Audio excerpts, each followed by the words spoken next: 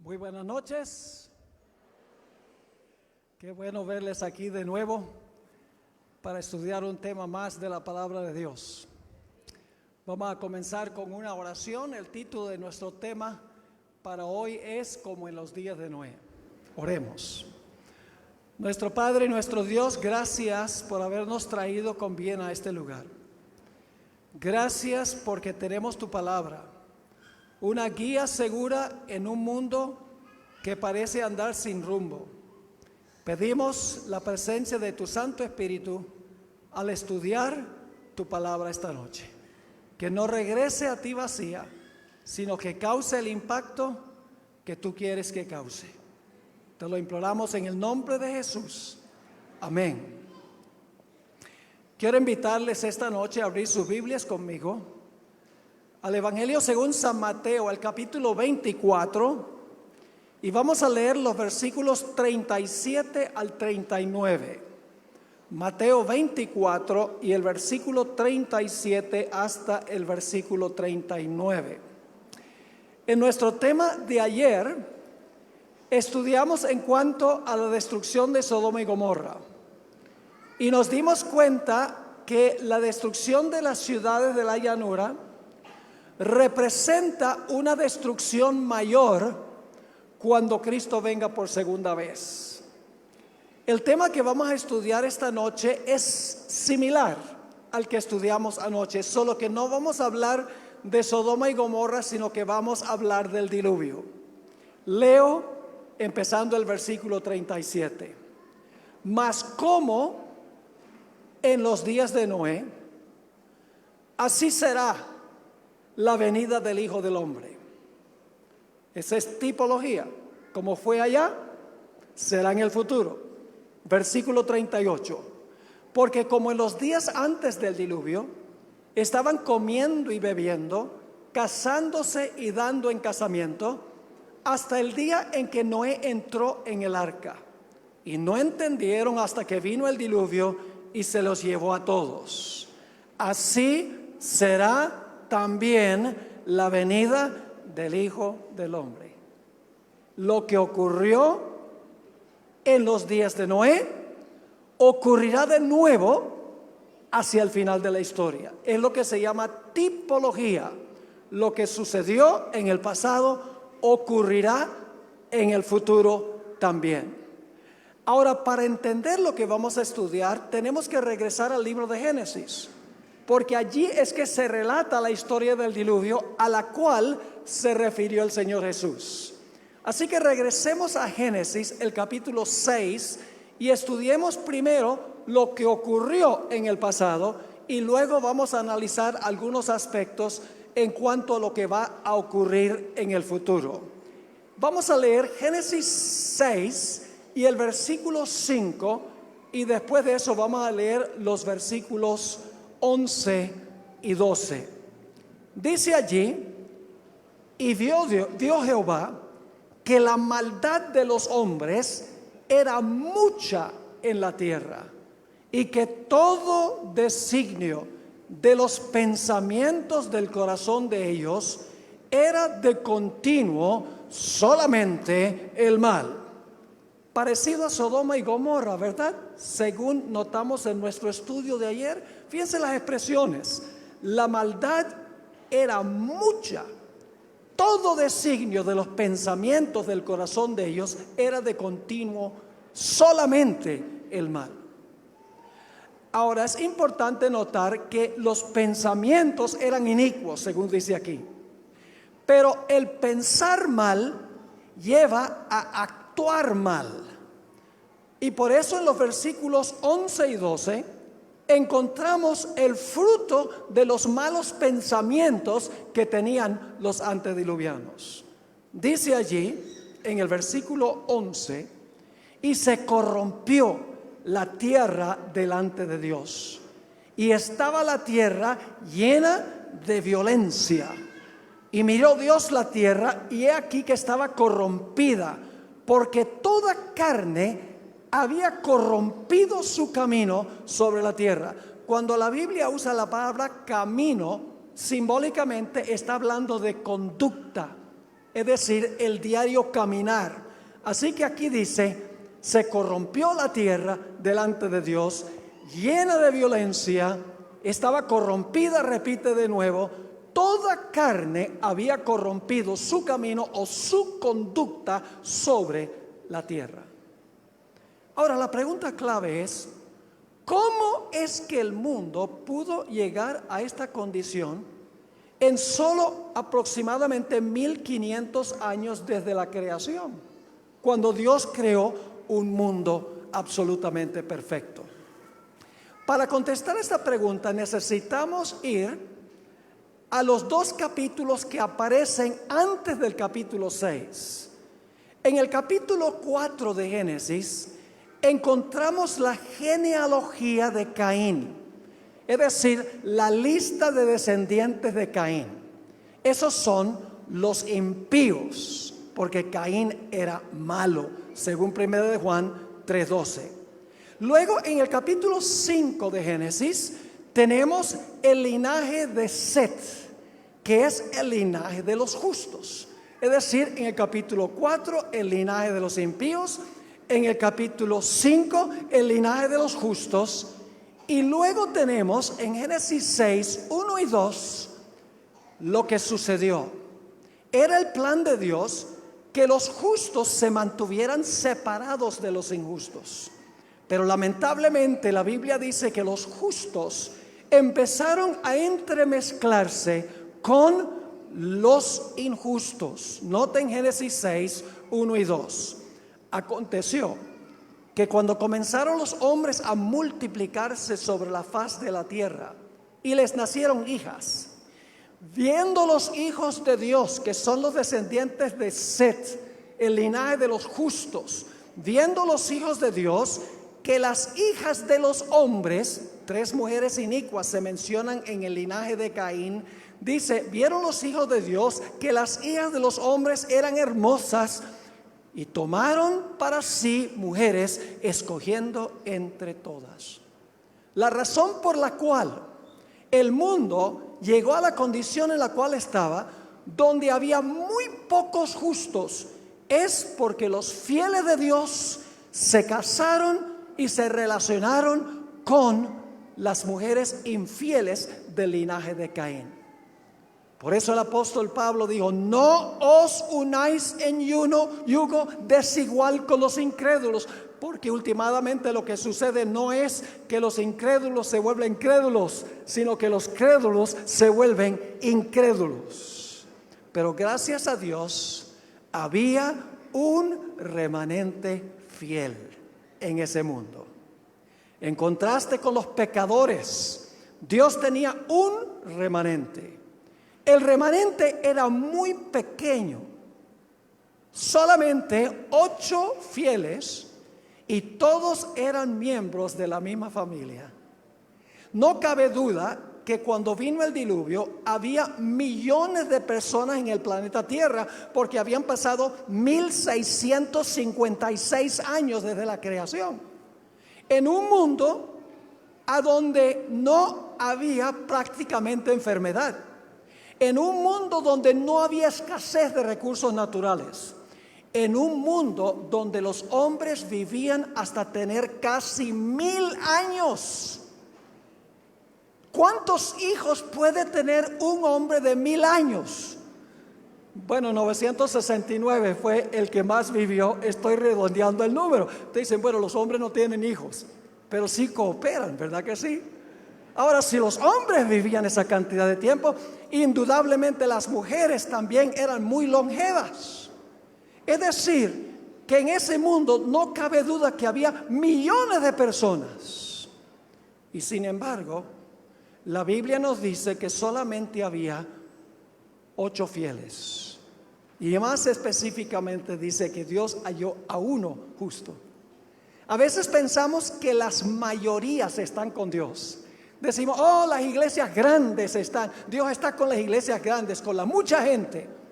Pero si ustedes miran la historia de la Biblia, el remanente pequeño siempre ha estado del lado de Dios, no la mayoría.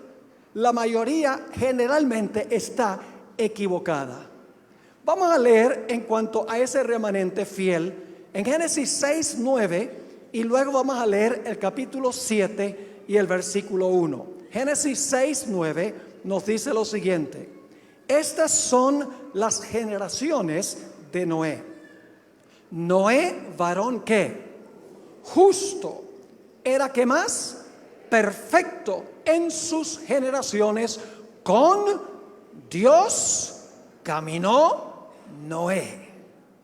Y el capítulo 7 y el versículo 1 básicamente dice lo mismo. Dijo luego Jehová a Noé: entra tú y toda tu casa en el arca, porque a ti he visto que justo delante de mí en esta generación. Así que el relato bíblico nos dice que había uno justo, y como la cabeza de la familia representaba a toda la familia, Noé y su familia estaban entre los justos. Así que por causa de la maldad de esa sociedad, donde habían disminuido los fieles hasta un pequeño remanente, Dios decidió que había llegado el momento de limpiar la tierra del pecado y de los pecadores. Pero antes que Dios destruyera el mundo y a los pecadores, Dios dio un periodo de oportunidad o de gracia. Génesis 6 y el versículo 3 nos dicen cuánto tiempo duró ese periodo que Dios estableció de oportunidad para salvarse. Dice allí en Génesis 6, 3: y dijo Jehová: no contenderá mi espíritu con el hombre para siempre. Es decir, la paciencia de Dios tiene límite. La misericordia de Dios tiene límite. Lo vemos en esta historia del diluvio. Porque dice: no contenderá mi espíritu con el hombre para siempre. Porque ciertamente él es carne. Mas serán sus días, ¿cuánto? 120 años. Así que Dios dijo: le voy a dar a esta civilización 120 años de misericordia y de gracia para que se arrepientan y cambien sus caminos. Pero ¿cómo sabría esa gente que Dios le iba a dar ese periodo si no había quien predicara ese mensaje? Así que Dios levantó a este hombre fiel, a Noé, para que predicara el mensaje a esa sociedad antediluviana. Ahora, en Génesis no dice que Noé predicó, pero vamos al Nuevo Testamento y allí sí dice que Dios llamó a Noé para predicar y amonestar al mundo. Segunda de Pedro, el capítulo 2 y el versículo 5, Segunda de Pedro 2 y el versículo 5 nos dice que Dios llamó a Noé para advertirle al mundo que Dios les daba 120 años de misericordia. Dice allí en 2 de Pedro 2:5: y si no perdonó al mundo antiguo, sino que guardó a Noé. ¿Y qué fue Noé? Pregonero. ¿Qué es un pregonero? Es un predicador, ¿verdad? Pregonero ¿de qué? De justicia, con otras 7 personas, trayendo el diluvio sobre el mundo de los impíos. Ahora, el mensaje también iba acompañado del poder del Espíritu Santo. Es decir, el mensaje de Noé no solamente fue un mensaje de él, el Espíritu Santo acompañó su mensaje. Y usted dice: ¿dónde dice eso? Volviendo otra vez a Génesis 6 y el versículo 3, Génesis 6 y el versículo 3: y dijo Jehová: no contenderá mi ¿qué? Mi espíritu con el hombre para siempre, porque ciertamente él es carne, mas serán sus días 120 años. Así que mientras Noé predicaba, el Espíritu Santo estaba impresionando los corazones de la gente que vivía en esa sociedad para que se arrepintieran y cambiaran sus caminos. El mensaje de Noé tuvo poder porque iba acompañado del poder del Espíritu Santo. Pero Noé no solamente predicó. No solamente predicó, sino que también construyó un arca.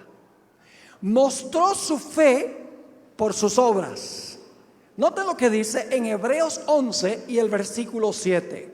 Hebreos 11 y el versículo 7.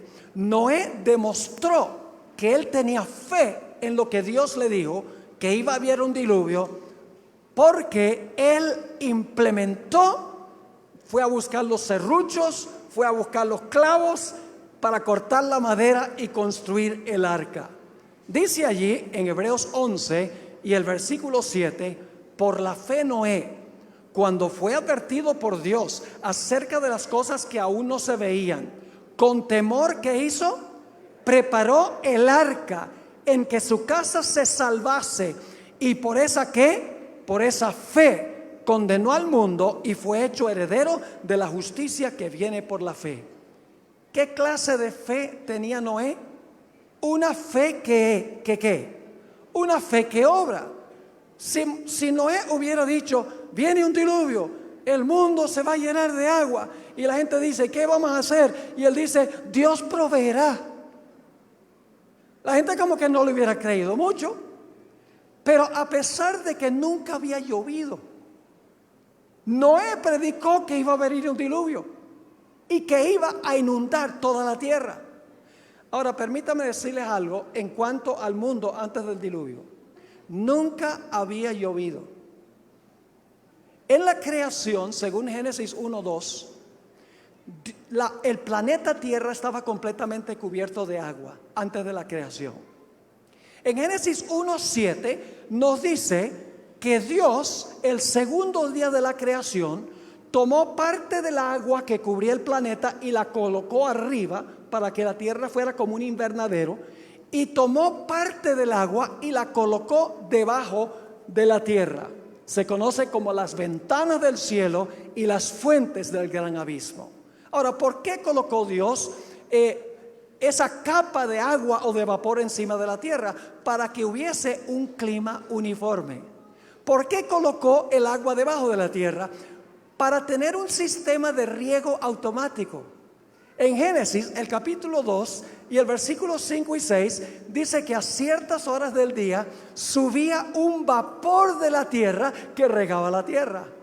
Es decir, la tierra no era regada por lluvia, la tierra era regada por un sistema de riego automático. En el diluvio, Dios no tuvo que inventar agua. Dios no tuvo que crear agua en el diluvio. Lo único que tuvo que hacer Dios es hacer caer el agua que estaba arriba y traer hacia arriba el agua que estaba abajo para inundar el planeta como había sido antes de la semana de la creación. Así que ustedes pueden imaginarse Noé. La gente pensaba que estaba loco, diciéndole a la gente, oigan, el mundo va a ser destruido por un diluvio. Y la gente dice, esa palabra no está en nuestro vocabulario. Esa palabra no está en el diccionario. ¿Qué significa? Significa que Dios va a llenar el mundo de agua como estaba antes de la creación. Dicen ellos, qué ridículo. Si nunca ha llovido. La forma en que se riega la tierra es que sube un vapor de la tierra. Noé, tú estás loco. Lo que estaba diciendo Noé era anticientífico, antirracional, antihistórico.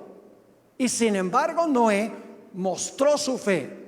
No solo predicó que venía un diluvio, sino que construyó un arca en tierra seca, porque demostró que creía que venía un diluvio como Dios había dicho. Así que Noé predicó por 120 años. Llegó hacia el final de los 20 años. Y Dios hizo un gran milagro cuando Noé terminó de construir el arca. En Génesis 7 y el versículo 15 y 16, Génesis 7 y el versículo 15 y 16, nos dice que Dios le mandó a los animales que vinieran de dos en dos a Noé, quien estaba en el arca. La versión de Hollywood no funciona.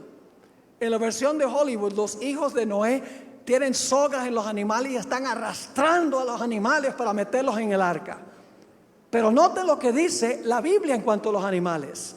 Dice en el versículo 15, vinieron pues con Noé al arca, de dos en dos, de toda carne en que había espíritu de vida. Y los que vinieron, macho y hembra, de toda carne, vinieron como le había mandado Dios. Imagínense, los animales obedecieron a Dios y los seres humanos no. Es decir, la conciencia del hombre estaba completamente cauterizada.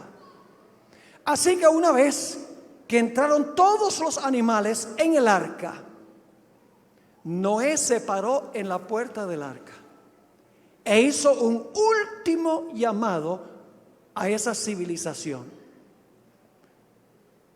Predicó, por así decirlo, su último sermón.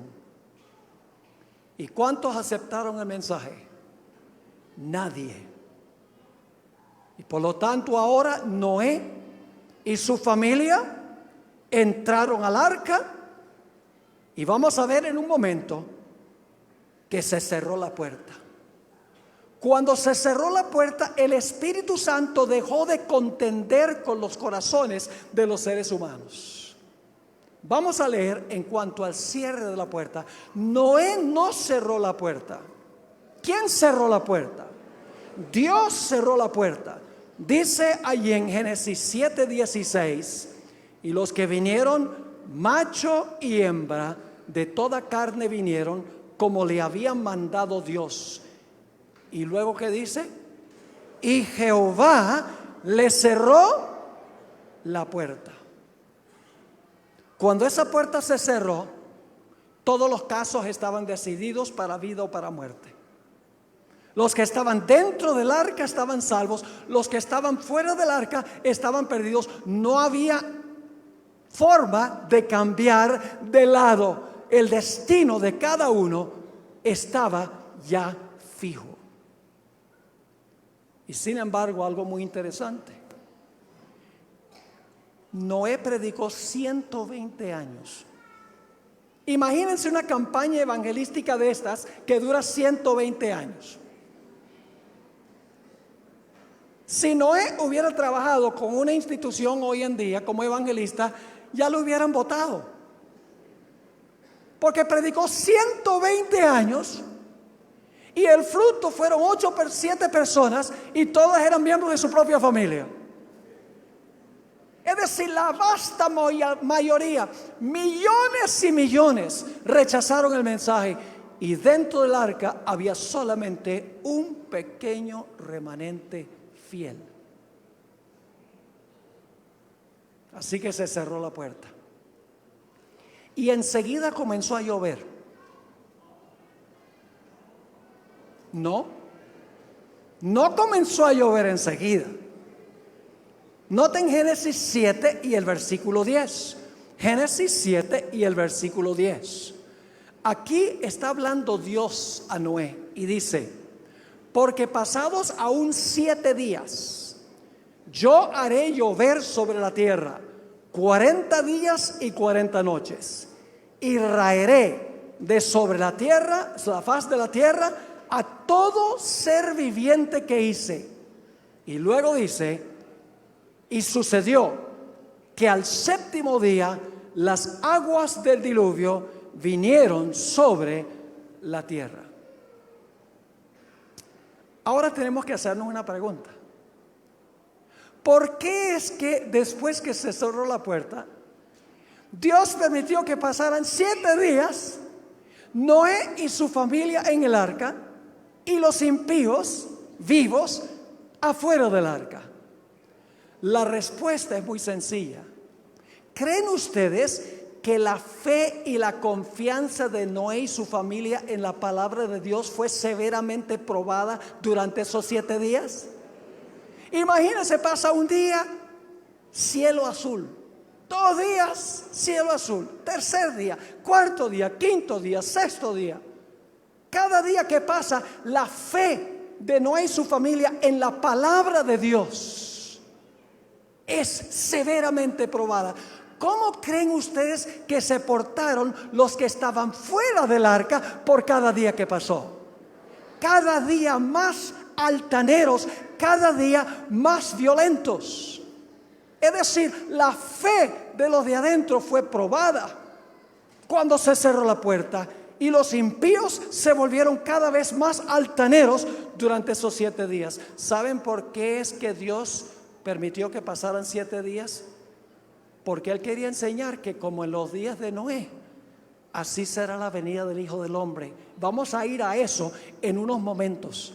Pero recuerden que la razón por la cual Dios permitió que pasaran 7 días era para probar la fe y la confianza de Noé y su familia en la palabra de Dios, y al mismo tiempo para permitir que los impíos tuvieran su día de victoria.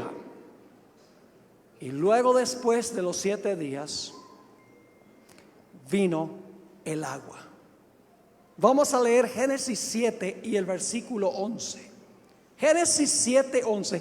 Ahora el agua que Dios colocó arriba y el agua que colocó abajo, ahora va a traer el agua hacia arriba y el agua hacia abajo, y va a llenar el planeta como estaba originalmente. Dice allí, el año 600 de la vida de Noé, en el mes segundo, a los 17 días del mes, aquel día fueron rotas todas las fuentes del grande abismo, y las cataratas de los cielos fueron abiertas, y hubo lluvia sobre la tierra 40 días y 40 noches. Y en el versículo 23 nos dice, así fue destruido todo ser que vivía sobre la faz de la tierra, desde el hombre hasta la bestia, los reptiles y las aves del cielo, y fueron raídos de la tierra, y quedó solamente Noé y los que con él estaban en el arca. Es muy difícil para nosotros imaginarnos cómo habrá sido cuando se rompieron las fuentes del abismo y las cataratas de los cielos. Hubo un desastre en el año 2011 que nos da una pequeña ilustración en miniatura cómo habrá sido globalmente. ¿Recuerdan ustedes el terremoto y el tsunami que hubo en Minato, Japón, en el año 2011? Recuerdo las imágenes por televisión, cómo la inmensa ola de agua del mar pasó por encima del muro de retención y se llevó todo lo que estaba por delante: carros, barcos, casas, personas y aún la planta nuclear que estaba en la orilla. Todo parecía ser una película para mí de Hollywood, parecía irreal. Pero esa calamidad no se compara nada con la calamidad del diluvio, porque el diluvio fue global. El diluvio fue un evento catastrófico, cataclísmico. ¿Saben ustedes que en el Antiguo Testamento hay 9 palabras que se traducen diluvio? En el Nuevo Testamento hay 3 palabras que se traducen diluvio, palabras distintas.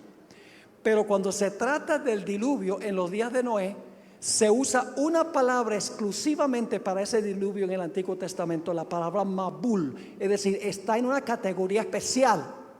Y en el Nuevo Testamento también se usa una palabra griega solo para el diluvio en los días de Noé, y es la palabra cataclismos, de donde viene nuestra palabra cataclismo. En un clásico libro sobre la historia bíblica en los tiempos tempranos de la historia de este mundo, Patriarcas y Profetas, se describe así cómo fue el diluvio. El agua se veía caer de las nubes cual enormes cataratas. Yo no sé si ustedes han estado alguna vez en las cataratas de Iguazú. Eso hace un estruendo. Imagínense 1 millón de Iguazús y todavía no alcanza a llegar a lo que fue eso. Así que dice, el agua se veía caer de las nubes cual enormes cataratas. Los ríos se salieron de madre e inundaron los valles. Torrentes de aguas brotaban de la tierra con fuerza indescriptible, arrojando al aire a centenares de pies. La persona que está escribiendo en inglés, a centenares de pies, macizas rocas que al caer se sepultaban profundamente en el suelo, como el peñol. Sigue diciendo, a medida que la violencia de la tempestad aumentaba, árboles, edificios, rocas y tierra eran lanzados en todas direcciones. El terror de los hombres y los animales era indescriptible. Por encima del rugido de la tempestad podían escucharse los lamentos de un pueblo que había despreciado la autoridad de Dios. La gente se pregunta, ¿qué sucedió con Satanás en el diluvio? ¿Dónde estaba Satanás en el diluvio? Bueno, ¿qué hizo el diluvio? Volvió a la tierra a la condición en la cual se encontraba antes de la creación, ¿verdad? Yo pregunto, en la segunda venida, ¿el mundo va a regresar a la condición en la cual se encontraba antes de la creación? Jeremías escribió, miré la tierra y he aquí que estaba asolada y vacía, y los cielos, y no había en ellos luz. Yo pregunto, ¿el planeta estaba en tinieblas originalmente antes de la creación? Sí. ¿Estaba desordenada y vacía? Sí. Ahora, si lo mismo va a suceder al final de la historia, si la tierra va a ser asolada y vacía, ¿qué va a pasar con Satanás según el libro de Apocalipsis durante ese tiempo? Pueden leer en Apocalipsis 20 donde dice que va a quedar encadenado a este planeta, lo cual significa que durante el diluvio Satanás fue obligado a permanecer aquí en este planeta. Imagínense cómo habrá sido eso para él. Ahora necesitamos ir al Nuevo Testamento. Vamos a Mateo, el capítulo 24, y vamos a leer otra vez los versículos 37 al 39. Y ahora vamos a recalcar un par de puntos que no presentamos al comienzo del tema cuando leímos estos versículos. Mateo 24, 37 al 39. Y quiero que se enfoquen especialmente en una palabrita que se usa dos veces. La palabra hasta. Una palabra temporal, crucial. Dice, mas como en los días de Noé, así será la venida del Hijo del Hombre. ¿Nos es útil estudiar la historia del diluvio? ¿Es útil? ¿Podemos saber lo que va a pasar habiendo sabido lo que sucedió? Sí, Jesús lo dijo. Mas como en los días de Noé, así será la venida del Hijo del Hombre. Porque como en los días antes del diluvio,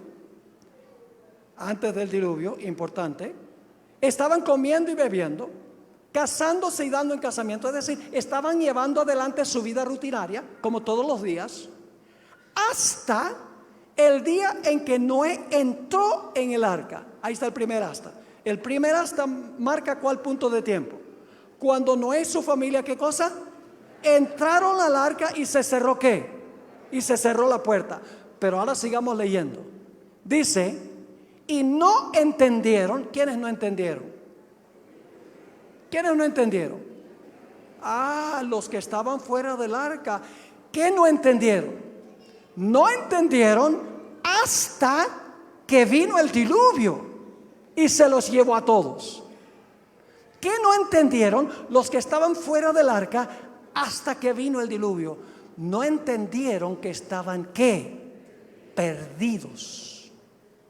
Jesús está diciendo aquí que en relación con su segunda venida, la puerta se va a cerrar, luego va a haber un periodo y entonces viene la destrucción. Sí, porque al final del versículo Jesús dijo, así será ¿qué? Será también la venida del Hijo del Hombre. Es decir, la puerta de la gracia para el mundo se va a cerrar antes de la destrucción. Y durante un periodo de tiempo, los seres humanos no van a saber que están perdidos. ¿Cuándo es que se van a dar cuenta que están perdidos? Cuando el Señor Jesucristo venga y venga la destrucción. Ahora, Jesús dio una ilustración de cómo va a ser esto. Jesús dijo que Él va a venir como ladrón. Ahora, no se preocupen que Jesús no es ningún ladrón. Jesús está tratando de recalcar un punto muy importante. Él dice, yo vengo como ladrón. Y mucha gente cree, bueno, esa es la segunda venida de Jesús. Pero en realidad no. Y ustedes dicen, ¿cómo es eso? Bueno, vamos a pensar de la venida de un ladrón. Es el mes de diciembre, donde hace frío aquí en Medellín.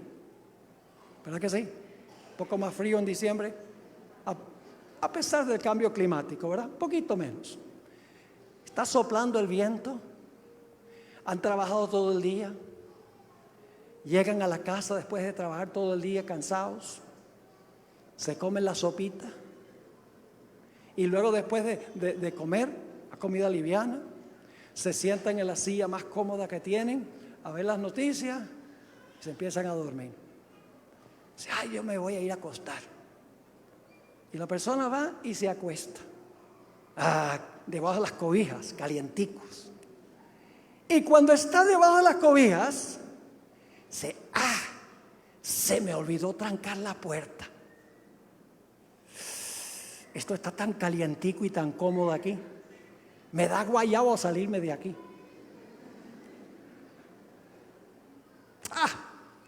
Yo llevo viviendo 25 años en esta casa y nunca ha venido el ladrón.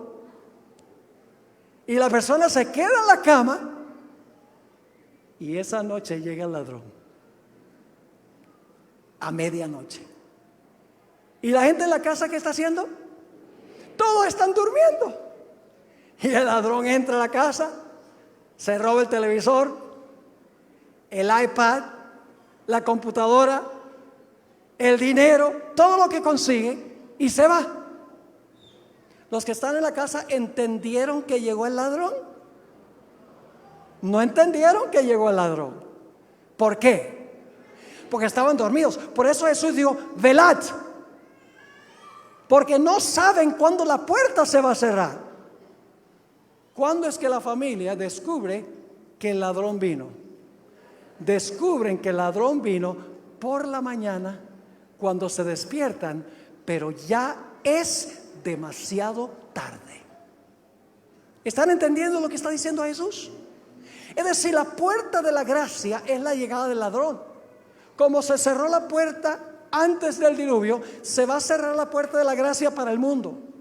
Así como la fe de Noé y su familia fue severamente probada en una tribulación, de la misma manera el pueblo de Dios en la tierra pasará por lo que Jesús llamó como la gran tribulación.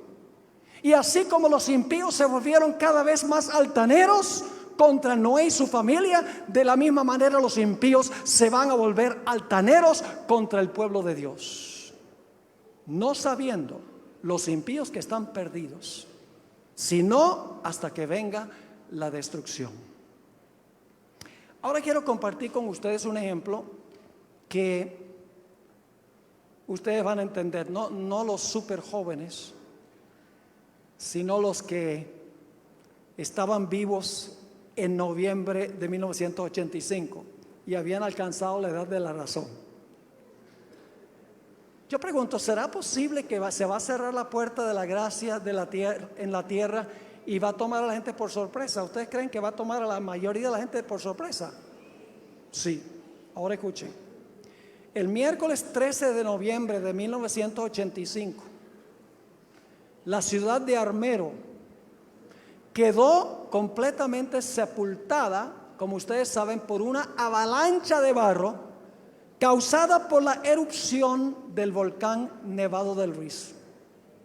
Los habitantes de la ciudad, yo he visitado ese lugar y he hablado con personas que viven allí ahora.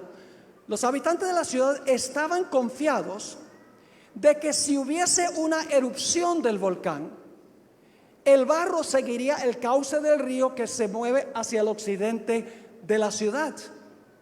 Pero no contaban con que una gigantesca piedra iba a desviar el cauce del río hacia la ciudad de Armero. En esa sola noche perecieron 22,000 personas. La pregunta clave es esta: ¿podría haberse evitado esta trágica pérdida de vidas? ¿Acaso no había señales de un desastre inminente? La respuesta es que sí hubo abundantes señales. ¿Por qué entonces la gente fue tomada por sorpresa si había señales? El día después del desastre, en el periódico El Espectador, apareció un artículo escrito por Rodolfo Rodríguez Calderón y el título del artículo era "Un desastre anunciado". El artículo demuestra claramente que todos los habitantes de Armero podrían haber salvado sus vidas si tan solo hubieran prestado atención a las señales de un desastre anunciado.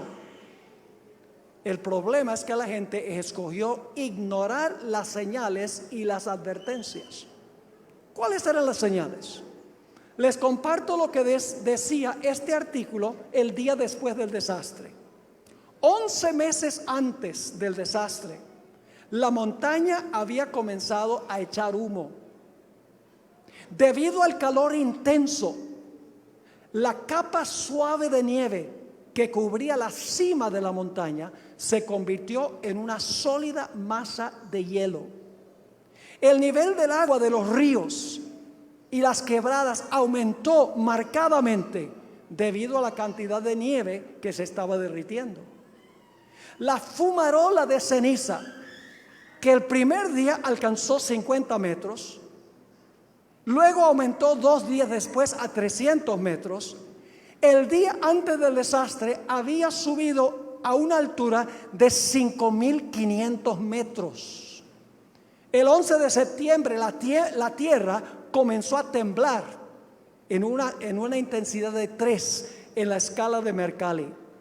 En ciertas ocasiones los que sobrevivieron dijeron que podían escuchar el rugido de la montaña. Las autoridades tuvieron que cerrar las carreteras porque habían deslices de barro que no permitían transitarlas.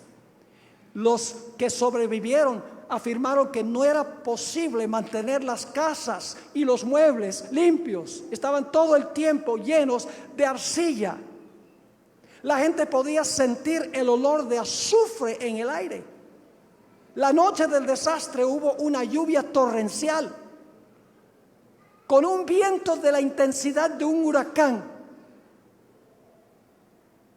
Todo lo que yo estoy compartiendo con ustedes no solamente está en el artículo, sino que yo he tenido una entrevista con el pastor Rueda, quien era pastor allí y perdió a toda su familia porque él había ido a predicar a otra parte. Varios testigos que sobrevivieron dijeron que había una oscuridad casi sobrenatural. Yo pregunto, ¿había señales de que venía un desastre? Sí, pero la gente escogió ignorar las señales. Y la pregunta es, ¿por qué escogieron ignorar las señales? Por la misma razón que la gente antes del diluvio escogió ignorar el mensaje de Noé. Decidieron escuchar las voces de los expertos que decían que no podía suceder. En el mismo artículo que yo les mencioné del Espectador, a las 7 de la noche, y no voy a mencionar los nombres, tengo los nombres de todos los personajes, pero no lo voy a mencionar, el sacerdote de la ciudad anunció por radio: no hay razón para tener pánico, por favor conserven la calma. La defensa civil en un mensaje oficial por radio afirmó: no hay razón para preocuparse. El obispo del pueblo le advirtió al pueblo que tuviera cuidado con los fanáticos que querían dejar la impresión de que había un desastre inminente. El alcalde de la ciudad dijo: no se preocupen. Después del desastre, el gobernador del departamento del Tolima afirmó: el desastre no se podría haber predicho de antemano. El científico colombiano Jaime Villegas Velázquez dijo: este volcán nunca estallará, nada va a pasar, tengan cuidado con las especulaciones y las exageraciones. El secretario de Minas dijo: nada pasará. Aún el geólogo norteamericano Daryl Hurd había dicho: es muy improbable que la ciudad pueda ser sepultada por rocas, lava o barro. El Comité Regional de Emergencias esa misma noche impartió el siguiente mensaje: no esperen que las ventanas se quiebren, no esperen oscuridad ni lava corriendo cuesta abajo, no esperen una gran cantidad de ceniza, entre otras cosas. En vez de prestar atención al mensaje de las señales, decidieron hacerle caso al mensaje de los tales llamados expertos. Los habitantes de Armero no sabían que la puerta de la gracia para ellos se había cerrado el barro se llevó prácticamente a todos. Y como en el diluvio, quedaron pocos. El Señor Jesucristo nos advirtió de que nosotros debemos aprender lecciones de experiencias como estas. En Marcos 13, 33 al 37, el Señor Jesucristo dijo lo siguiente, y hay una palabrita muy importante que se repite varias veces. Jesús dijo: pero de aquel día y de la hora nadie sabe, ni aun los ángeles que están en el cielo, ni el Hijo, sino el Padre. Mirad, ¿qué más? Velad, ¿qué más? Y orad, porque no sabéis cuándo será el tiempo. Es como el hombre que, yéndose lejos, dejó su casa y dio autoridad a sus siervos y a cada uno su obra, y al portero mandó que ¿qué? Que velase, es decir, significa estar despiertos. Luego Jesús dijo, versículo 35, velad, pues, porque no sabéis cuándo vendrá el Señor de la casa, si al anochecer, o a la medianoche, o al canto del gallo, o a la mañana, para que cuando venga de repente no os halle durmiendo. Y lo que a vosotros digo, a todos lo digo, ¿qué cosa? Velad. Eso significa prestar atención a las señales que están ocurriendo. La gente secular dice, esa idea de que el Señor Jesucristo va a venir en una nube en el cielo, eso es un mito. ¿Quién va a creer eso? Eso nunca ha pasado. Es anticientífico. Nunca ha sucedido en la historia. Es ilógico, es irrazonable. Y mucha gente, tal vez la mayoría de la gente en el mundo, se come el cuento y dice, de verdad que eso parece un cuento de hadas. Lo mismo decían en los días de Noé. Ahora, ya para terminar, mis queridos hermanos y amigos, nadie sabe cuándo se va a cerrar la puerta de la gracia para el mundo. Pero yo quiero decirles que hay dos puertas de la gracia que se cierran. Una puerta que se cierra es aquella de la cual hemos hablado, cuando se va a cerrar la puerta de la oportunidad para todo el mundo. Cuando ya se ha predicado el Evangelio con el poder del Espíritu Santo, el pequeño remanente ha aceptado el mensaje, la vasta mayoría lo ha rechazado, y entonces llega el momento cuando todos han tomado su decisión, que se va a cerrar la puerta de la gracia para todo el mundo. Y los salvos estarán salvos y los perdidos estarán perdidos. Pero hay otra puerta de la gracia. Es un cierre de la puerta individual de la gracia. Escuchen bien. Si yo llegase a morir esta noche, mi puerta de la gracia se cerró. Así que si yo no llego al cierre de la gracia para el mundo, pero llegase a morir esta noche, mi puerta de la oportunidad se cerró. En Hebreos 9:27 dice algo muy interesante. Hebreos 9 y el versículo 27 dice: y de la manera que está establecido para los hombres, que mueran ¿qué? Que mueran una sola vez, y después de esto ¿qué cosa? El juicio. Todo ser humano, con la excepción de los que estarán vivos cuando Jesús venga, van a morir. Y después de su muerte viene el juicio de su caso. Después de la muerte no hay oportunidad de cambiar de lado. La puerta individual de la gracia en ese momento se cerró. Pensamiento solemne, que si no llegamos al cierre de la gracia para el mundo, pero si llegamos al cierre de la gracia individual, sucederá exactamente lo mismo. Pero yo quiero decirles, gracias a Dios, que Dios nos ha dado un camino de escape, que si nosotros llegásemos a morir, podemos estar absolutamente seguros. Y ustedes dicen, ¿cuál es ese? Vamos a 1 de Tesalonicenses 4, 15 al 17. 1 de Tesalonicenses 4, 15 al 17. va a haber dos clases de personas que murieron. Están los muertos que murieron fuera de Cristo y los muertos que murieron en Cristo. Los que mueren fuera de Cristo son como los que vivieron antes del diluvio y estaban fuera del arca. Fíjense lo que dice aquí en cuanto a la segunda venida. Por lo cual os decimos esto en palabra del Señor, que nosotros que vivimos, que habremos quedado hasta la venida del Señor, no precederemos a los que durmieron. Es decir, los que están vivos no van a ir al cielo antes que los que murieron en Cristo. Versículo 16. Porque el Señor mismo, ¿quién es el Señor mismo? Jesús, muy bien. Porque el Señor mismo, con voz de mando, con voz de arcángel y con trompeta de Dios, descenderá ¿de dónde? Del cielo. Y ahora escuchen esto. Y los muertos en Cristo resucitarán primero. ¿Los que mueren en Cristo tienen razón de temer? No. ¿Saben? Yo viajo mucho por avión. Estoy por cumplir ahora casi 7 millones de kilómetros desde el año 1991 en una sola empresa aérea. Y la gente me pregunta, dice, pastor, ¿usted no tiene miedo de montarse en un avión? Y yo le digo, no, ¿por qué? Porque se puede caer el avión. Le digo, sí, ¿cuál es el problema? Se muere. Le digo, sí, ¿cuál es el problema? ¿No tiene miedo de morir? No, porque estoy en Cristo. Y los muertos en Cristo resucitarán primero. La clave entonces es estar en Cristo.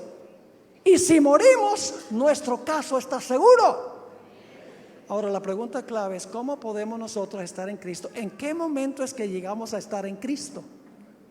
Gálatas 3, 26 y 27. Gálatas 3, 26 y 27. Aquí nos dice en qué momento oficialmente nosotros llegamos a estar en Cristo. Dice lo siguiente: pues todos sois hijos de Dios por la fe en Cristo Jesús. Porque todos los que habéis sido ¿qué? Bautizados en Cristo, de Cristo estáis revestidos. ¿Cuándo es que Cristo me cubre con el manto de su justicia para que yo esté en Él? En el momento del bautismo. Y ustedes dicen, ¿por qué en ese momento? Les voy a repetir algo que dije en una presentación anterior. El bautismo bíblico es un bautismo de adultos, o por lo menos de personas que han alcanzado la edad de la razón, porque la Biblia dice que es necesario arrepentirse y bautizarse. Es necesario confesar los pecados y luego bautizarse. Además de eso, el bautismo en la Biblia es un bautismo siempre por inmersión. Es decir, la persona es sumergida debajo del agua. Y algunos dirán, pero pastor, ¿qué importancia tiene que una persona sea bautizada por aspersión o por infusión o por inmersión? Al fin y al cabo, lo importante es que la persona es sincera. Señor Jesucristo, cuando colgó en la cruz, dijo, consumado es, y dejó de respirar. ¿Qué hizo Jesús mientras estaba en el sepulcro? No respiró. ¿Qué fue lo primero que hizo cuando salió del sepulcro? Respiró de nuevo. Murió, fue sepultado y resucitó. Ahora escuchen bien. Cuando una persona se bautiza por inmersión, sumergido debajo del agua, en miniatura está repitiendo la experiencia de Jesús. Porque antes de que el pastor ponga al candidato debajo del agua, él dice, yo te bautizo en el nombre del Padre, el Hijo y el Espíritu Santo. ¿Qué es lo último que hace el candidato antes que el pastor sumerja a esa persona? Deja de respirar. ¿Y qué hace mientras está debajo del agua? No respira. ¿Y qué es lo primero que hace cuando sale? Respira de nuevo. Está incorporándose en Jesús.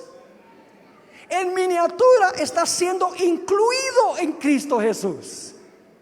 Y si esa persona llegase a morir, está en Cristo y no tiene nada que temer. Y eso se aplica también a los que estarán vivos cuando Jesús venga. Ahora, yo sé que hay muchas personas aquí que no han pasado por esta gloriosa experiencia, la experiencia del bautismo. Y a veces yo digo, ¿por qué razón hay que rogarle a la gente que tome su decisión de bautizarse? Si es el más grande privilegio que uno puede tener, ser sepultado con Cristo, incluido con Cristo, estar en Cristo. ¿Qué cosa más importante puede haber que esa? Por eso cuando Pedro predicó su sermón el día del Pentecostés, ni siquiera tuvo que hacer un llamado, porque la Biblia dice que 3,000 individuos vinieron y dijeron, bueno, Pedro, ¿qué tenemos que hacer? Y Pedro les dijo, arrepiéntanse y bautícese cada uno de ustedes en el nombre de Jesús para perdón de los pecados y recibiréis el Espíritu Santo. Imagínense qué bendiciones, perdón de los pecados y además de eso recibir el Espíritu Santo en la vida para vivir una vida semejante a la de Jesús. Ahora yo pregunto en esta noche, yo sé que muchos aquí se están preparando para bautizarse y quiero invitarles que ustedes también se coloquen de pie si han tomado la decisión. ¿Cuántos de los que están aquí esta noche que todavía no han sido bautizados o se han extraviado del Señor y dicen, yo necesito renovar mis votos con Jesús? ¿Cuántos quieren decir, yo quiero pasar por esa gloriosa experiencia del bautismo? ¿Quieren levantar la mano?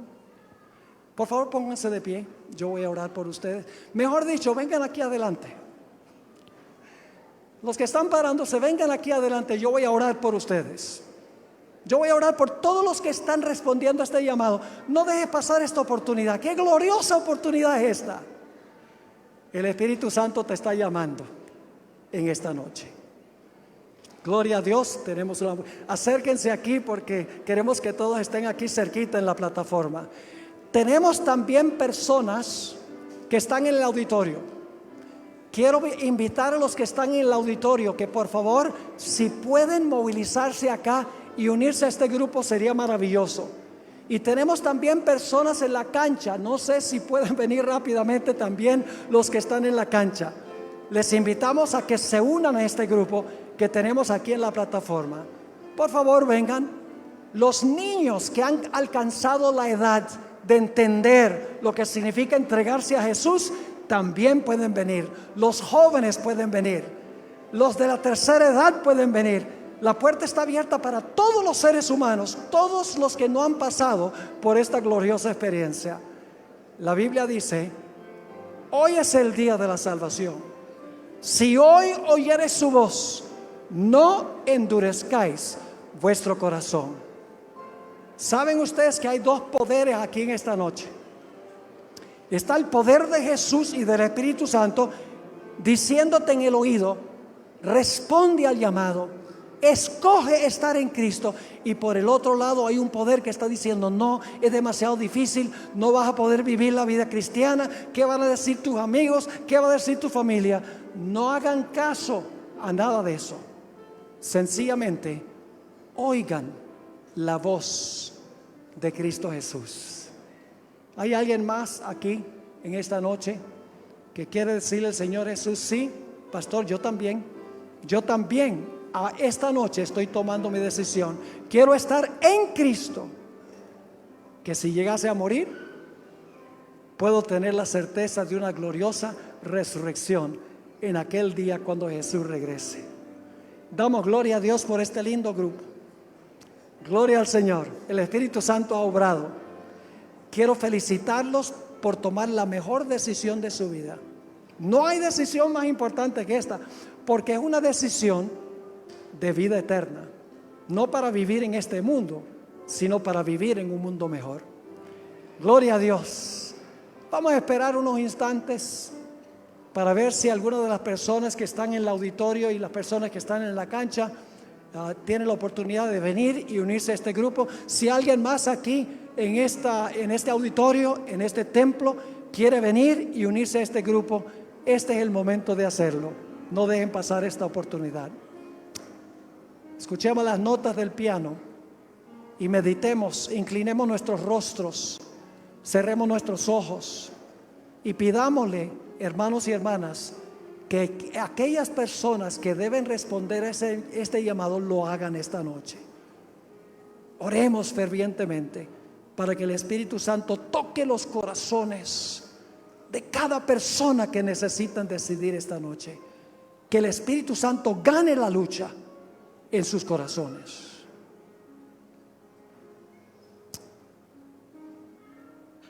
Bien, vamos ahora a tener una oración. Si durante la oración hay otros aquí que quieren también responder al llamado, aún durante la oración, vengan y únanse a este grupo. Demuéstrenle a Jesús que ustedes están decidiendo esta noche que van a incorporarse en Él y van a ser hijos e hijas de Dios. Oremos. Nuestro Padre, nuestro Dios, te damos gracias por llamarnos de tinieblas a tu luz admirable. Te damos gracias porque nos has dado un camino de salvación.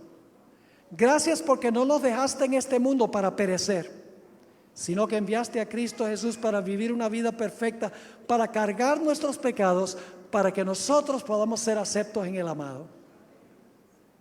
Te doy gracias, Padre, por este grupo de personas que han respondido.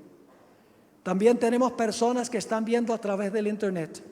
Te ruego, Señor, que tú les ayudes a entrar a la página para que ellos también expresen su deseo de bautizarse y de entregarse a Jesús. Bendice a aquellas personas que están en el auditorio, las personas que están en la cancha, que tal vez no tuvieron tiempo de venir acá. Te pido que tú bendigas a cada persona que ha respondido a este llamado y que no permitas que Satanás desanime a ninguna de estas almas preciosas.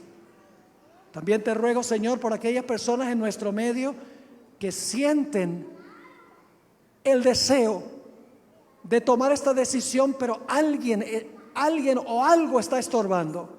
Te ruego, Señor, que antes de terminar estas conferencias, tú les des la valentía de decir: yo también sello mi pacto con Cristo Jesús. Gracias, Padre, por habernos acompañado. Te damos gracias por escuchar esta oración, porque te lo imploramos en el precioso nombre de nuestro querido y amante Jesús. Amén. Dios les bendiga a todos. Estamos orando por ustedes. Anhelamos que llegue ese día para ver el glorioso bautismo. Dios les bendiga.